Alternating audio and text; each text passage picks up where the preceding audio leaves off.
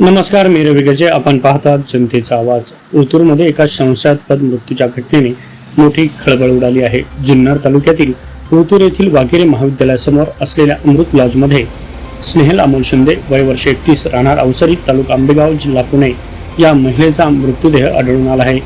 मिळालेल्या माहितीनुसार शनिवारी सकाळी संबंधित महिला लॉजच्या रूममधून बाहेर न आल्याने लॉज चालकाला संशय आला. त्यानंतर पोलिसांना माहिती देण्यात आली. माहिती मिळताच उपविभागीय पोलीस अधिकारी धनंजय पाटील यांच्यासह पोलिसांनी घटनास्थळी धाव घेतली.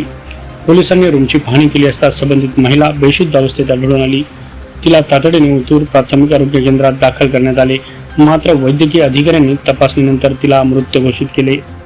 या घटनेनंतर ओतूर परिसरात चिंतेचे वातावरण निर्माण झाले असून मृतामागील नेमके कारण अद्याप स्पष्ट झाले नाही. या मृत्यू नैसर्गिक आहे की अन्य कोणाच्या कारणामुळे, कोणत्या कारणामुळे झाला आहे याचा तपास पोलीस विविध अंगाने करत आहे.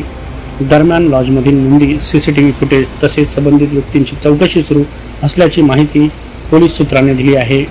मृतदेह शवविच्छेदनासाठी पाठवण्यात आला असून अहवाल आल्यानंतरच मृत्यूचे नेमके कारण स्पष्ट होणार आहे.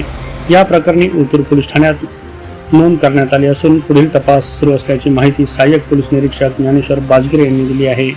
अमृत लॉज हे शैक्षणिक संकुलाजवळ असल्याने स्थानिक नागरिकांनी नाराजी व्यक्त केली. अशा व्यवसायावर प्रशासनाने अधिक लक्ष देण्याची मागणी आता जोर धरू लागली आहे.